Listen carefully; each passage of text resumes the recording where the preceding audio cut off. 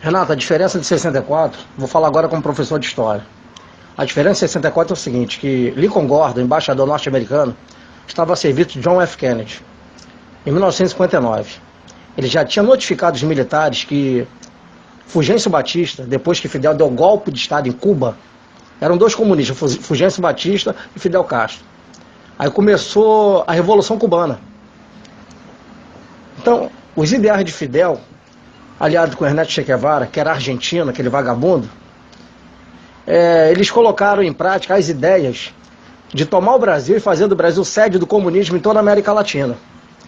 Então a CIA, através de Lincoln Gordon, já estava monitorando Cuba, Argentina, Colômbia, Venezuela e Bolívia.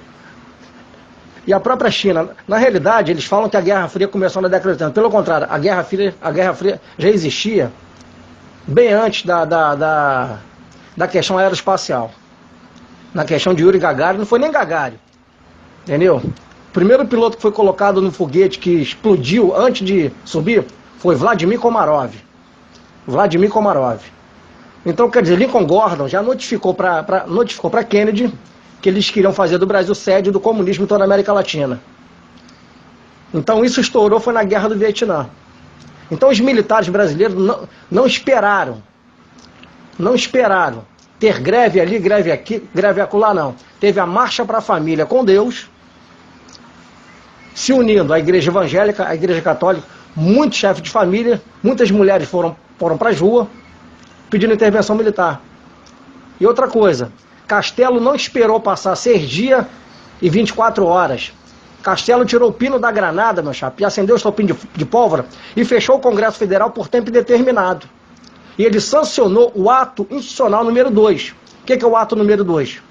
Ele acabou com eleições diretas, promovendo eleições indiretas, porque até naquela época, os chefes de Estado eram nomeados por ministro ou por administradores de casas civis.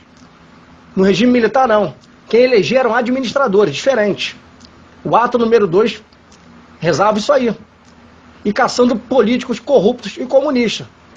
E mais na frente, Emílio Garrastazu Médici, que foi comandante da AMAN, Academia Militar das Agulhas Negras, junto com Arthur da Costa Silva, eles sancionaram o ato número 5, que já era para matar político comunista e traidores das Forças Armadas Comunistas, no caso de Capitão Lamarca.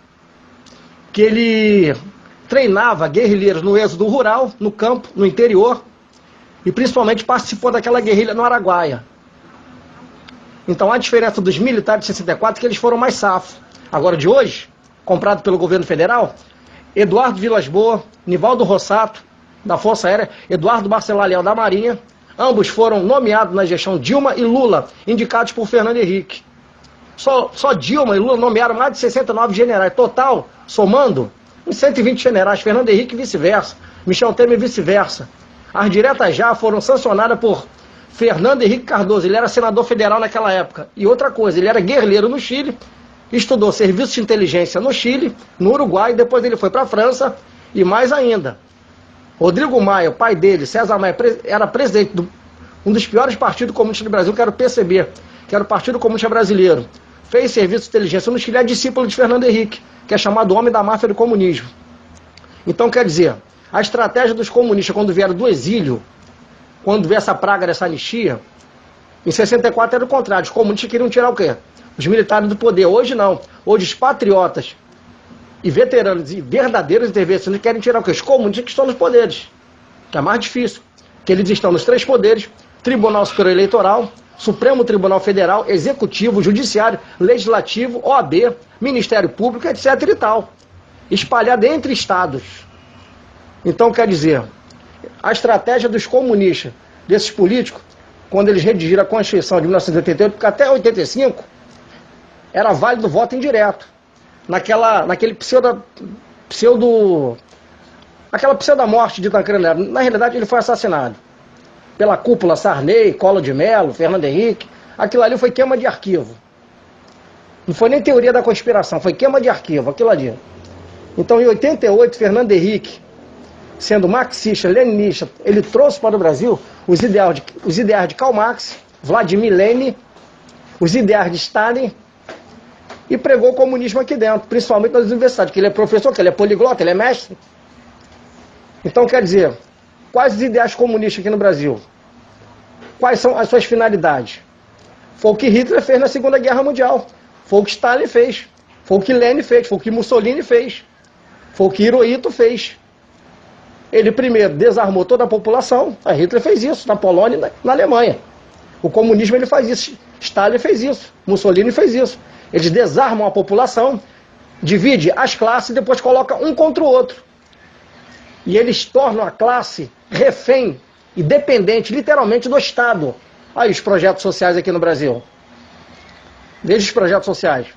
Bolsa Família, auxílio vagabundo, auxílio moradia, auxílio reclusão, auxílio narcótico. Quer dizer, o cidadão idiota, demente de classe, dependente literalmente do Estado. Então Castelo não pensou duas vezes, meu filho. Castelo tirou o pino da granada, acendeu o estopim de pólvora e colocou a casa em ordem. Infelizmente, Lula, quando funda o PT em 1980, Fernando Henrique, o PSDB, e ele coloca o PMDB e o MDB na mão de Michel Temer, porque Michel Temer come na mão de Fernando Henrique, aí começou essa praga. No regime militar, a caderneta dava mais de 40%. Hoje não gera nem 1%. Nós temos o maior produto interno do mundo, o maior PIB mundial, Machado. Entendeu? Nós temos semente para dar e vender. Veja quanta roubalheira. E outra coisa, foi decretado também o holocausto financeiro, o caos econômico mundial. Quer dizer, o que está faltando agora? Eu torço para isso. Isso pode acontecer. Tudo pode acontecer de uma forma iminente. Os americanos colocarem tropa de Ciro, Range e Delta aqui dentro. E colocando as forças armadas desse governo maldito de saia justa. É isso que eu torço para acontecer. Entendeu? Ou uma insurreição dentro das Forças Armadas, ou uma operação Valquíria, para favorecer os veteranos, que eles vêm para o nosso lado, e pelo menos vão pegar uma divisão dessa, cara. Tudo pode acontecer.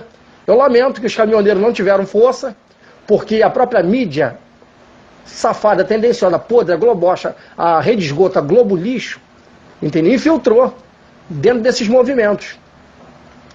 E as próprias Forças Armadas, infelizmente, cara, que comem na mesa do governo federal, que tem uma tonelada de comunistas oficiais generais superiores, fortaleceu, cara, esses ideais da própria mídia. É isso que aconteceu, cara. Diferente de 64. Anos de ouro que não voltam mais. Anos de ouro.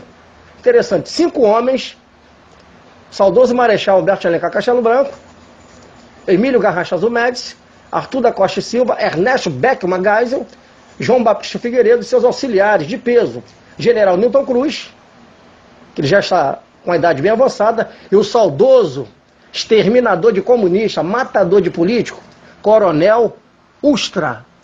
E o saudoso general, que não é pai desse Mourão de hoje, Olímpio Mourão Filho. O pai desse Mourão de hoje é Antônio Mourão. Olímpio Mourão Filho, de 64, era general de exército. O maior cargo exercido pelo exército brasileiro. O pai desse Mourão era general de divisão, cargo abaixo de um general de exército.